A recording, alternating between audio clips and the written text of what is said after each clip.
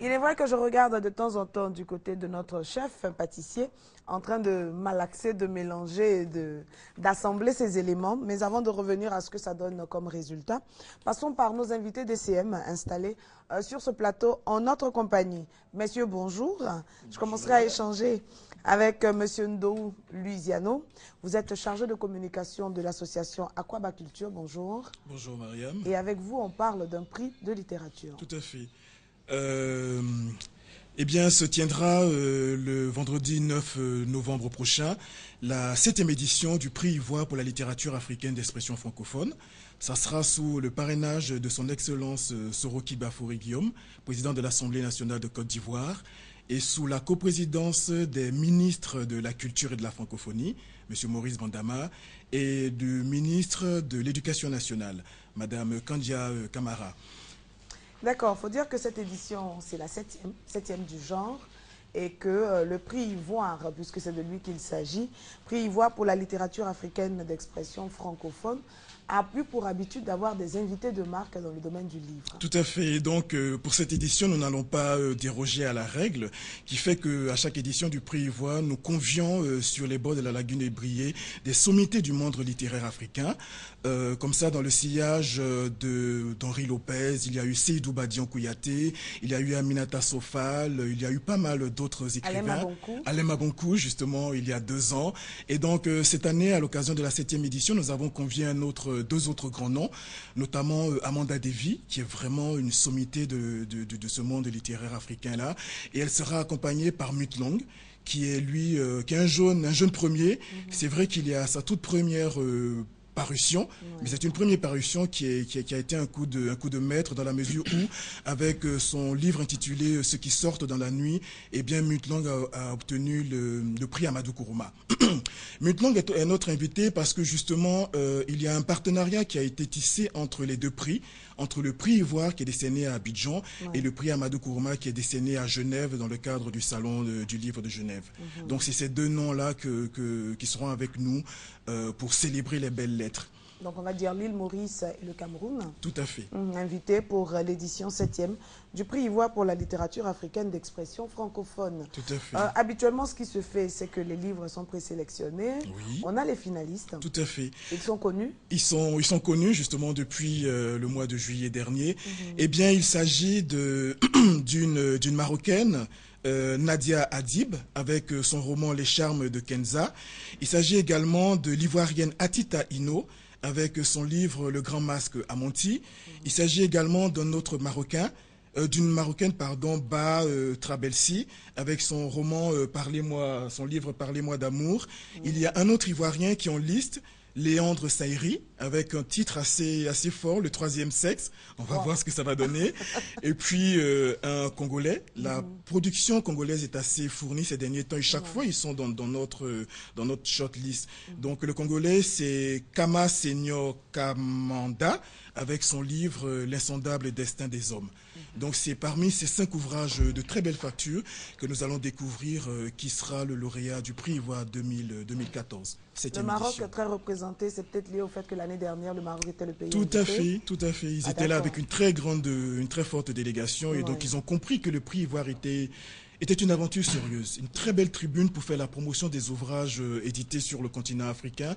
Et ils ont effectivement participé avec pas mal d'ouvrages dont ils ont eu la chance d'avoir 2 sélectionnés pour la finale. Pour cette année. D'accord, c'est donc pour inviter l'ensemble des amoureux du livre ce 7 novembre 2014. Ce sera où et à quelle heure? Alors, le prix Ivoire a 2 activités phares. Le dîner gala qui permet de proclamer le palmarès. Ce dîner gala-là se passera au Golf Hotel le vendredi 7 novembre prochain. Et ce sera à cette occasion que nous allons découvrir le lauréat du prix Ivoire 2014. Mais avant, le jeudi 6 novembre, il y a un forum littéraire. Et ce forum littéraire est précédé de la remise des prix du concours de culture littéraire des écoles. Vous savez, Mariam, nous, à notre niveau, à Aquabaculture, nous avons décidé d'amener le livre vers les plus jeunes. C'est pourquoi nous faisons un concours de culture littéraire dans les établissements d'Abidjan et également de l'intérieur du pays, notamment Yamoussoukro, Bouaké, Abouasso, Abangourou, Divo, etc. Et donc les lauréats de ces concours-là, les jeunes élèves, seront primés ce vendredi 6 là.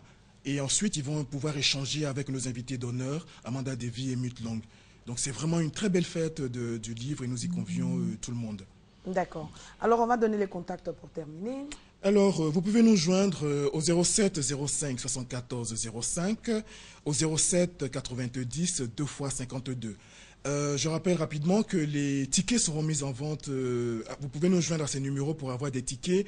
Et puis nous aurons un stand sur le SILA, le Salon du Livre, qui ouvre ses portes le 5 novembre prochain. Donc vous pouvez passer au stand Aquaba Culture pour discuter, pour échanger également, pour prendre des tickets. D'accord. Merci beaucoup, Monsieur Ndou. Je rappelle que vous êtes chargé de communication de l'association Aquaba Culture, initiatrice du prix Ivoire, édition 2014. Monsieur Céa Marcel, bonjour. Bonjour, Mariam. Vous êtes membre du comité d'organisation de la 8e édition de la Journée mondiale du patrimoine audiovisuel. N'est-ce pas? 8e édition pour la Côte d'Ivoire, 9e édition au niveau international, puisque c'est une journée qui a été initiée par l'UNESCO depuis 2005. Et donc, la particularité de cette année, c'est que nous n'allons pas avoir les activités qu'à Abidjan. Nous aurons aussi Bouaké, parce que notre souci, c'est de décentraliser, d'étendre la manifestation, qui est une manifestation de sensibilisation à l'archive audiovisuelle qui est très sensible à toute la Côte d'Ivoire.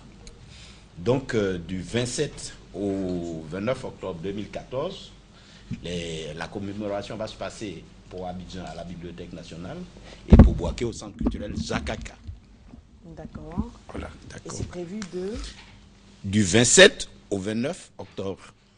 Donc, sous le parrainage du président de l'Assemblée nationale, son Excellence Soro Kibafori Guillaume, la coprésidence des ministres de la Communication, Maître Afoussata Bambalamine, et du ministre de la Culture et de la Francophonie, Maurice Bandama.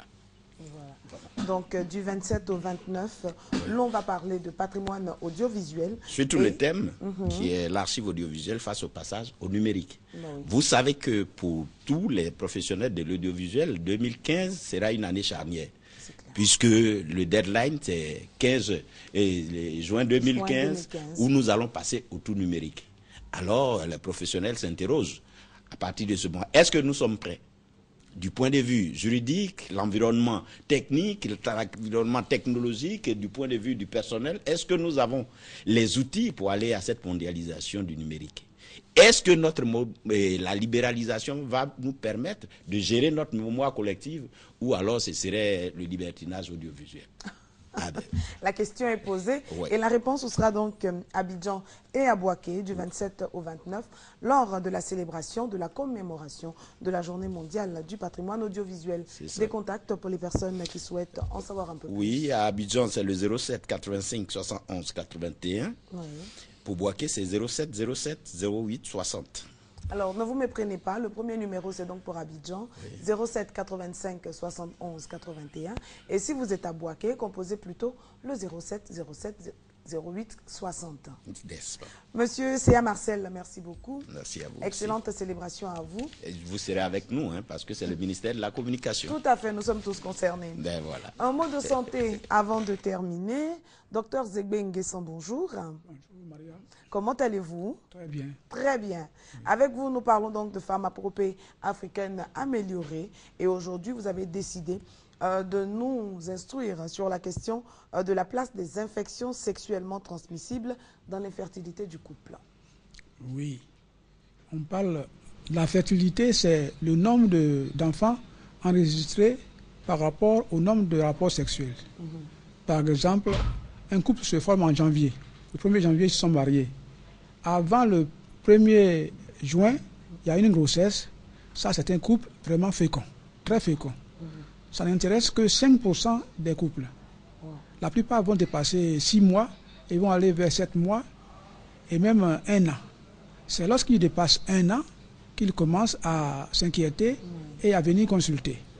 Quand ils viennent consulter, vous demandez à la femme de faire une radio des trompes, vous allez voir que très souvent les trompes sont bouchées à l'extrémité.